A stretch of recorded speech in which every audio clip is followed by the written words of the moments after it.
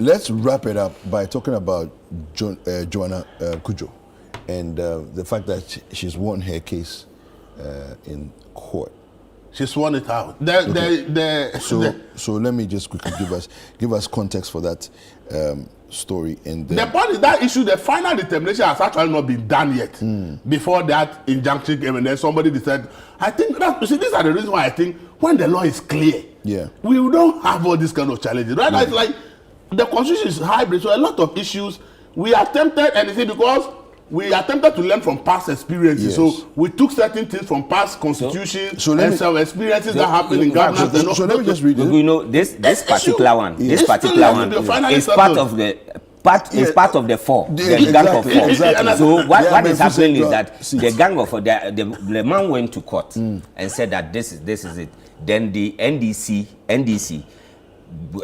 quickly or brilliantly vacated that position and then reorganized, and then the man didn't go. At that point in time, the man had decided that he was going independent, so he didn't follow up on the case again because he's gone independent. So then there was no point in going. There was nothing to follow. However, the stay of there was an interlocutory injunction on the woman calling herself as elected by that first one.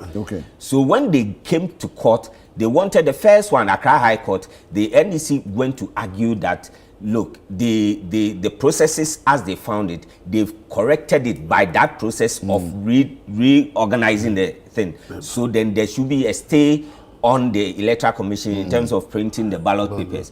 Then the judge ruled against it and says that, look, there's no doubt that there's a substantive injunction which has not been vacated, because it's a court's order.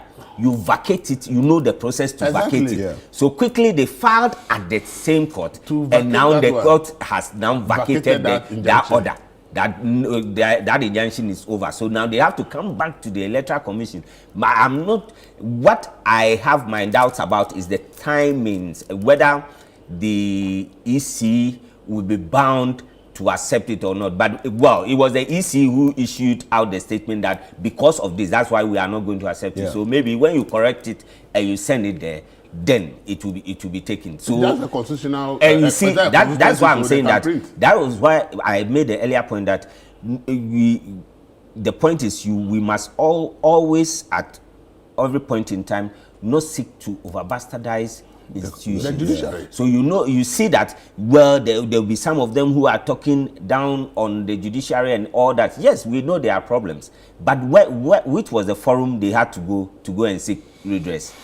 It's the same forum, and now the forum has said that, yes, we vacated our interlocutory injunction on you. Now go back and then do whatever your process.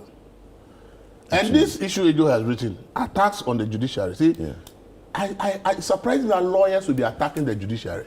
Because every judge that is on this bench is a lawyer. It's a lawyer, And you, the lawyer attacking the judiciary, no matter what happens, you go back to the same judiciary to argue your cases.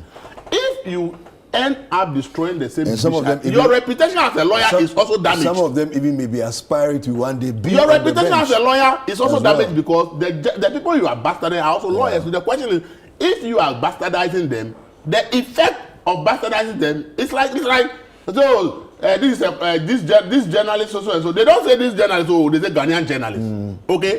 One or two journalists will do something, Ghanaian journalists. Thank you. So if you are bastardizing the judiciary, Ghanaian lawyers. Now you be sitting there and say, why is this that I'm a good lawyer? Who said you are good? You are a good lawyer, but you all ended up creating the impression in my mind that if you are a lawyer, you should not be trusted because you have one issue, one judge or the other, and therefore every judge is a bad judge. You go out there, destroy it. It will affect you, the lawyer yourself. So they should be mindful of what they do. Let's ensure that at every point in time you are dealing with the identified problems and not things that are way off. And if you have an individual lawyer, deal with the individual lawyer. We have some messages. A judge. We have some messages here. Let me just quickly read. So good morning to you and your guest. I believe this back and forth could have been nipped quite early on by the speaker had he shown more leadership. This is similar to what you were saying. Nonetheless, I think the not showing up by the MPP was a very disrespectful stunt that was pulled by them. All we want is for more smooth operations. Ghanaians are watching. This is Benjamin in Kolebu. And Gertrude from La Paz says, Elvis is speaking for me because I don't have money, so I can't go or for interpretation of certain portions of the constitutions. Certain things are very unclear. Good morning, panelists. If the Supreme Court rules on the interpretation today, can another future Supreme Court rule in another interpretation in the future? I guess the question you're asking is that whatever the ruling is today, can it be reviewed in the future? Yes, the Supreme Court can be reviewed. Yes, it's That was why I was making the point that they sometimes, apart from the law, the letter of the law, they also look at prevailing conditions to know that when it goes this way, this is the problem is going to cause. So to stop that problem, they will give a ruling which they can review anytime. Yeah. Right, fantastic. Gentlemen, thank you very much. And if I had my and they will give their reasons. I wanted to go to the Supreme Court to go and challenge them on birth certificate ruling. They go up to today. I don't understand the ruling on the birth certificate. The fact that there are loopholes in the system doesn't mean that birth certificate should not be original document to identify identity. I've been born, I've been a birth certificate. Institutions have been set up to do their job. They are not doing it when people are infiltrating it. And he said because there's infiltration in the system, people have found different ways of getting the thing. Therefore, the entire birth certificate system cannot be used for my identity. That ruling today, if you ask me, I still don't understand it. And I will not agree with the Supreme Court on that. And if I had money, I would have gone to the Supreme Court and said, look, I think that you have to tell us that the problem is that the people managing the place are not doing their work well and people are infiltrating. They should fix it. You don't tell me that because there's a problem and people are infiltrating the system, you are now generally condemning the entire birth certificate and say it cannot be identity documentation. No, but Elvis, I personally don't agree with that Supreme Court ruling. No, but Elvis, I agree with them. Yes, I agree with them. I don't. Because number one, why don't they confiscate the passport? Are people not getting passport illegally? Are foreigners not getting passport? Ghana card foreigners are getting some of it. I think then we will confiscate everything in this country by that kind of ruling. We have to go for the we will confiscate everything in this country, including maybe even the Supreme Court itself. Please. What are you talking about? The way to the Supreme Court is in front. So I don't have money. I need money. We will raise funds for you. Let's do appeal for funds. Let's do appeal for funds and start sending some cases to the Supreme Court. All right, thank you very much, Elvis.